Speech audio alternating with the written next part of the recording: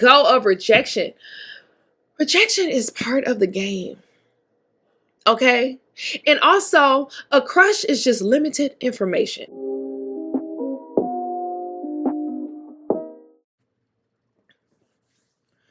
Yo, party people, it's Ashley of SingleWomanChronicles.com, where being single is a beautiful choice rather than a miserable circumstance.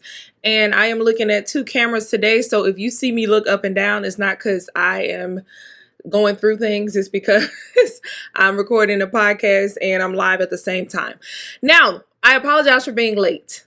But you guys, I have a senior dog. My dog turns 14 this month. I am blessed to have him be with me this long because I have had him since he was 3 months old.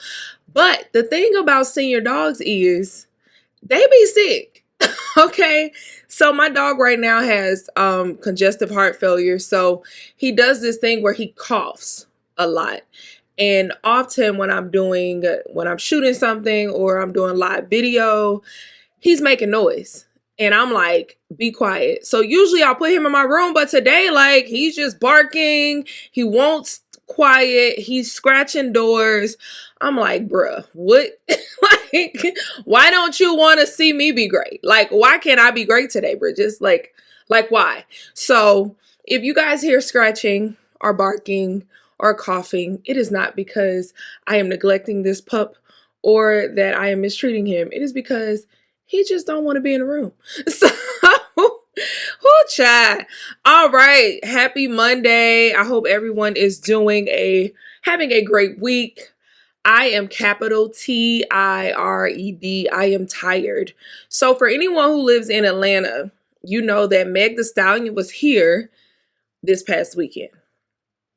And the concert was originally supposed to be on Friday and Saturday. Well, the city, the water went out. We had a pipe burst downtown, one of the main ones. So the lights were out there. I mean, not the lights. The water was out downtown. They were closing City Hall. They were doing a lot. So the original Friday concert was moved to last night. Well, over the weekend, I was in Savannah. I went to Savannah to do a photo shoot. Well, I had to leave Savannah at 1 p.m., drive back to Atlanta, which is about 3.5 hours, immediately get home, start prepping for work on Monday whilst getting dressed to be a hot girl, okay? Which I am not. I am a lukewarm girl. I'm too old to be hot, but we lukewarm out here in these streets, okay? So went to the concert. Concert was great. Was about an hour late. Miss Glorilla. I saw like her last 2 songs, but definitely a great show. Anyone who's going tonight, you're in for a treat. So just be very excited because Meg is a great performer. She's really good. I realized that was my first time going to a concert to see a female hip hop artist. Like, I've seen rappers, like male artists, hip hop artists on stage, but I've never seen a female rapper on stage. That was my first time. So it was great. Glad that it was a happy ending, even though I am sleepy and I am fighting for my life to stay awake, but I am here. I am here. We are week 2 into the 21-day man fast. Yes, we are. I hope everyone who is participating is having a great time. For clarity. And what's funny is how men be minding my business. Like, I have not gotten this message from any women. I've gotten this message from men. But men keep asking me, why are you doing a man fast? What are you doing? Etc., etc. I want to be clear. I am an administrator of said man fast. I am actively not necessarily participating. Currently, am I dating anyone seriously? No. I actually have had some things end recently. So low-key, kind of on a fast, inadvertently. But I am just administering this, leading this, just because I've been through it. I've done so many man fasts. And anytime I feel the need to do one, I do one. But people are asking why? Because sometimes you need a break. See, that's the issue. Men don't take breaks during dating. Y'all been broke up with somebody 2 days ago and y'all on a date now. Get out there. Get off of there. Don't nobody want your broken self. Go somewhere and heal. Okay? So, yes. So, just to answer that question. So, today I want to talk about Letting go. Letting go. So last week was all about finding your why. Why do you want to do man fast? Why do you feel like you need a break from dating? Why do you feel like you keep getting drained by the process, et cetera, et cetera? So this week, I just want to talk about the importance of letting go of all of that pain, all of that hurt, all of those, your past. Like, you have to let go. Biblically, it says you cannot pour new wine into old wineskins. You cannot pour, if you had brand new orange juice, freshly squeezed orange juice, would you pour it into the same container that you did not clean, 2-week-old orange juice? Would you pour that in? You would not. You would get a new container. So in order for new things to come into your life, more joyful things to come into your life, you have to become a new vessel. You have to become a vessel that is not bogged down and tainted by your past. So this week is all about letting go. So I wrote down 5 things I feel like you need to let go of during this man fast, because hello, even if you're not in a man fast right now, y'all need to let this stuff go, because baby, life just gets so much easier when you do. Okay, so let's get into it. Number 1, let go of past labels. All right, so I turn 35 next week. It is insane to say, but yes, I turn 35 next week. Road to 40. I'm like, how did we get here? What happened? Where have I been? And I'm shook. I'm shooketh. Okay. So I have gone through a lot of transitions and transformations in 35 years of life. I am not the same woman I was 5 years ago. I'm not the same woman I was 10 years ago, 15 years ago, none of that, right? But sometimes aging, I find myself holding myself to the standard of who I was when I was younger. And it's like so weird that I do that, but I feel like a lot of people do that. So we hold on to these labels. So I'm gonna give y'all a great example. So back in the day, I say BC me. BC me is before Christ me. For you guys who don't know, I am very Christian. I love my Jesus. I am a follower of Christ. Amen. And so I wasn't always like this. I did not get saved until I was 24. I got baptized at 24. Really started walking with God for real, taking it seriously, obeying his word, really reading Bible study, all of that stuff, not just a Sunday Christian. I started that around like 28. So BC me was a party girl. Like, I was outside. I was outside probably 3-4 times a week. Okay, no shame. I knew about all the spots. I knew promoters. I knew bartenders. I knew everything you needed to know to be a hot girl. Okay, that's why I'm lukewarm now, because I know what it feels like to be a hot girl. Okay, so I remember just being the girl that everyone calls when they are looking for something to do. And I'm not in that space no more. I'm new. Like, I'm older. 2, I'm sleepy. 3, ain't nobody got time for that. Like, I'd rather look good little vibe at the day party. I would rather sit on the couch and watch Tubi movies on a Friday night than go and deal with a whole bunch of people, right? So the label of me in a past season was lit girl who goes out all the time. Like, you know what I mean? And I know at one point I stopped being invited out as much. This was early 30s. I stopped being invited out as much. People stopped. I don't know. It was just weird. It was a shift. Like, I was no longer the go-to girl for the party, right? And so at a certain time, I kind of felt bad because I'm like, dang, maybe I'm not as important no more. I just went through all of these like weird thoughts, like, oh, I'm not as important anymore, or maybe people don't like me as much anymore because that was the joy, blah, blah, blah. Of course, I got over it, but my label in that past season, I had to let it go. Another one that I've realized, and I think a lot of women can connect to this, because I've been the single friend for most of my life. Also, because I have a platform called Single Woman Chronicles, I had a moment, this was a few years ago, where I realized that my identity was single. Like, I was defining myself as this strong single woman, etc., etc. And I had to realize, like, I don't want to be identify just by my relationship status. Like, that's not an identity that I'm trying to take on. And I'm content where I am, but at the same time, I'm saying, like, I don't want to fully label myself as that, because one day I will be a wife, right? So what I will say is, if you're finding yourself, because I think right now I keep saying we're in this huge overcorrection where there are a lot of women who are just opting out of relationships, period. They're basically like, I don't want to be with nobody. And that's not me. I say it all the time. I want my man, okay? I want him, okay? And I'm not one who's going to give up until I find him. I'm not going to allow the bitterness of society to make me doubt it. Like, no, there's still good men out here, and he coming, right?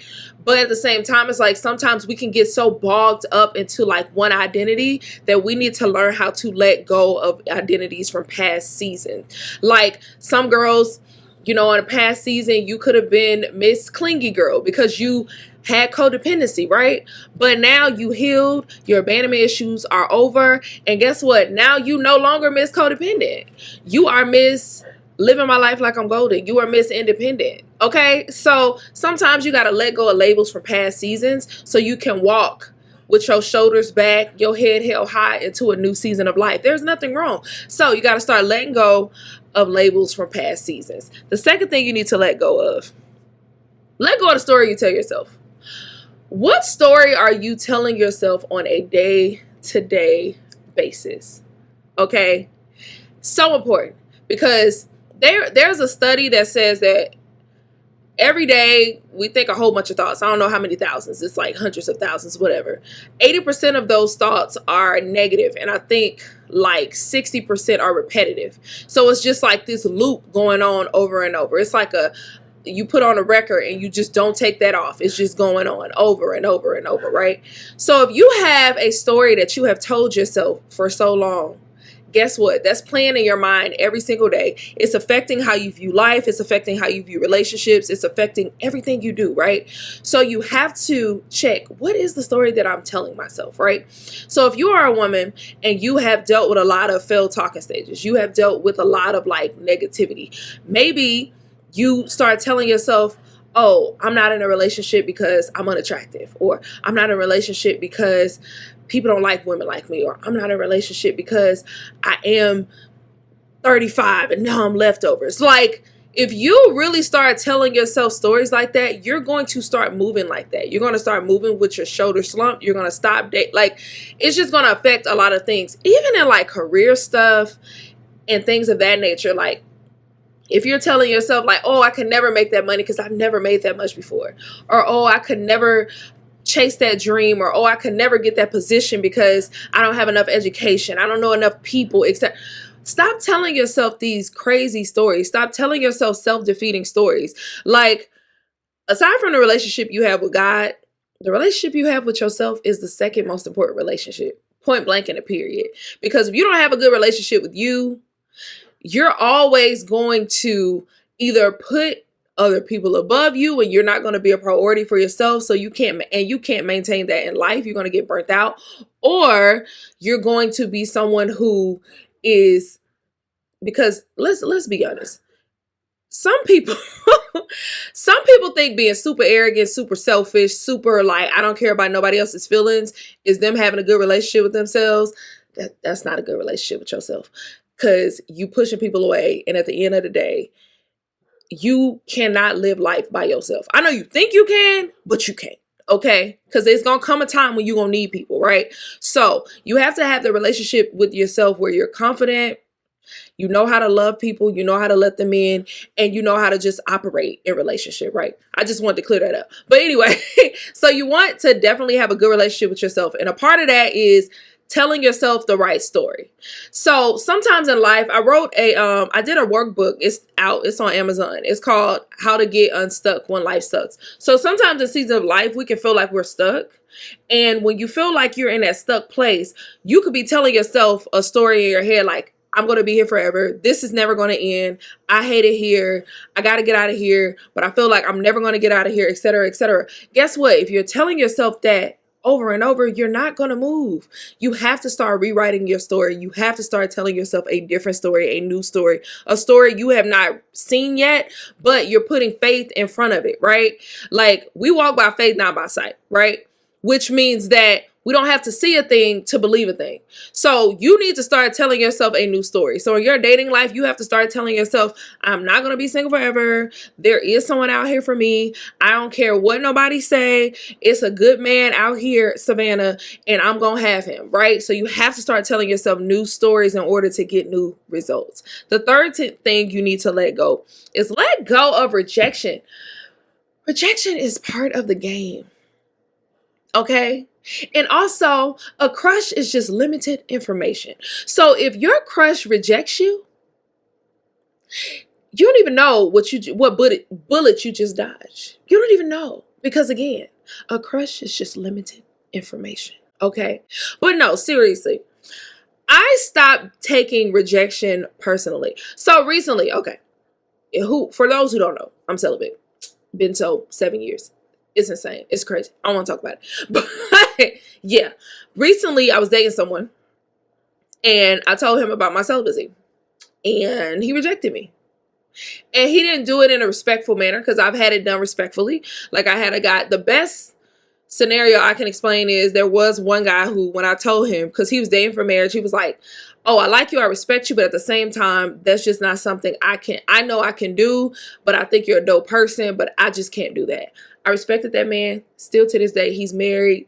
He's having a good time with his wife. Like, kudos to him. And I respect him. And I rock with him. Because, like, that's what men do. Like, you tell the truth. You face it directly. So so this recent person, I told him what I had going on. And I looked him dead in his face. Like I'm looking at you. I'm going to look at both cameras. Like I'm looking at y'all. I told him. I said, listen. If you are not cool with this, that is fine. Just let me know. Just let me know. I'm a big girl. I can handle it. It's fine. Well, he did not let me know. I said, don't ghost me. Like, you ain't got to do all that. I'm giving you an out. I'm letting you know what's going on. Tell me, like, come on. So instead of him telling me what was up, he did the whole let me fall back so she gets the point. So, of course, I confront him. And I'm like, hey, sweetie, boom, boom. Is this the part where you ghost me or you just fall back? Like, what are we doing? And his response was falling back. And I said, baby, we ain't never got to talk again. You don't have to fall back. Bye, toodles. Have a good life. It's not that big of a deal. But a lot of people would take that as like rejection. It would hit home. I'm unbothered by it because, unfortunately, and maybe fortunately, it's just a part of the game. You're not going to bond with every single person you meet. Like, if you want to bond with every single person, I don't know what to tell you. Because, like, it's that, like, you're just not. So you have to stop taking rejection personally because it's not personal. It's an interviewing process. It's assessment. Like, you don't want everybody who you come into contact with. So let go of rejection. Like, stop thinking like, oh, if I change my hair or if I change my weight or if I change this XYZ, like, no, be the best you can be. And the person who accepts that is the person for you. And that is okay. So you have to let go of rejection.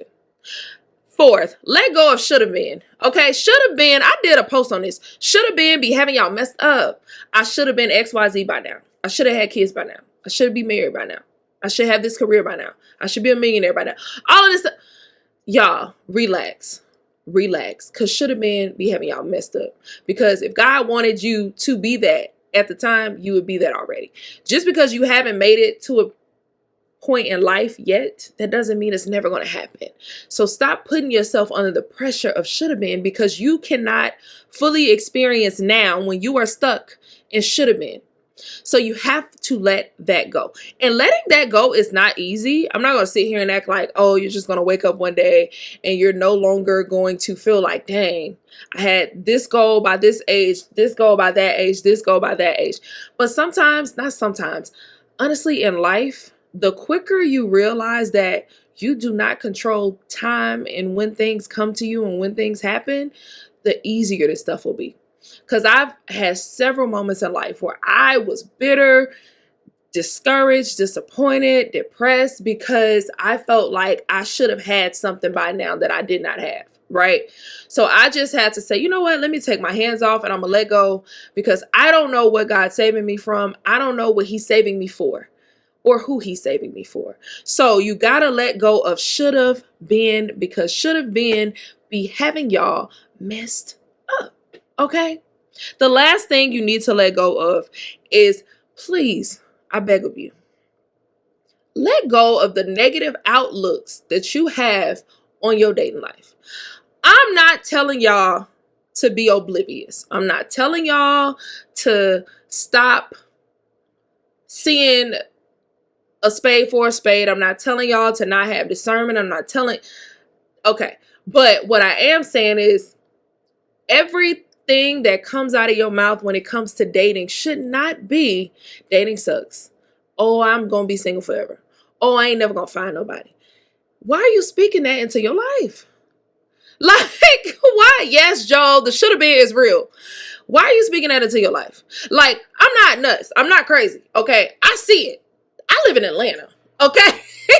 I see it. It's very interesting. We're in a very interesting time in dating because we have these insane gender wars. We have inflation, and when you got money problems, everything just get more difficult. And then you just have just a lot of people who are choosing not to see monogamy as a goal anymore. That is absolutely fine. But if you don't have a positive outlook on your dating life, I don't see how things will change for the positive for you. I just don't see it. But I believe life, death lies in your tongue. So I would say, please eliminate these negative outlooks. And if you are struggling to do so, you have to switch up what you're paying attention to. You have to switch that up. Because I know for a long time, all I was on was bitter TikTok, bitter Instagram, bitter this. I had to switch my algorithms. I was tired of seeing dating horror story. This person is that. How much should somebody pay on a date? Lord have mercy. Please let it die. Let it die. Please, Jesus. Don't have no more skits this month. This year, like over it, right? So you have to switch it to more positive stuff. You need to start watching more interviews with married couples, happily married people, happy people in relationships. They out here. You just got to look for it, train your algorithm towards it. So you got to change your outlook. So 5 things recapping on what you need to let go of this week if you are a part of the Man Fast, but even if you are not a part of it, because these are things in general you have to let go. Number 1, let go of past labels. Things that you held yourself to in past seasons, let it go. Release it. Release it. Let it go. Let go of stories you tell yourself. If you are telling yourself a story that is not helping you to succeed or to walk in the right direction of life, please retell that story.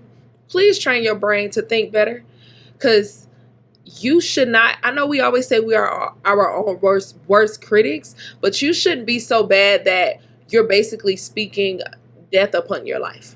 Death in your finances, death in your career, death in your love life. No, start speaking differently, thinking differently.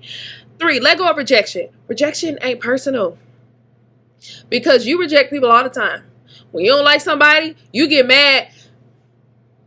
Ladies, because how many times have you got mad just because a dude approached you? Like, you literally was mad because you saw him and you looked at him like, now, I know he don't think I'm going to talk to him. You got mad because he wanted to talk to you and you still rejected that man, right? Exactly. So why would you get mad at somebody that it just doesn't work out with, right? Like, it's just a part of the game. It's just a part of the game, man. Like, you're not going to vibe with everybody. You shouldn't even want to be compatible with everybody. I feel like that's a pride thing that we deal with. I feel like it's a pride thing when you feel like everybody who comes into your life should find you attractive, should want to be with you, should fall in love with you. I get it, but that's just not real life. That's not how this works. So let go of that. It's not personal. It's just a part of the game. 4, let go of should have been. If you should have been there by now, you would be there by now. So let it go. And lastly, let go of negative outlooks that are blocking your success in dating. All right. So that's all I got for y'all today. I better be glad I'm on here because I'm tired. Y'all pray for your girl. Good luck. Of course, if you have joined the 21-day man fast, if you want to join, you can sign up right now. Although we started last week, it's ongoing. You do get a free little calendar, so you know what you need to be focused on. If you want a more in-depth situation, you can purchase the ebook. It is $21 for $1 away. For $1 a day, you can keep the dusties away. Okay, amen. Hallelujah. All right, until next time, bye.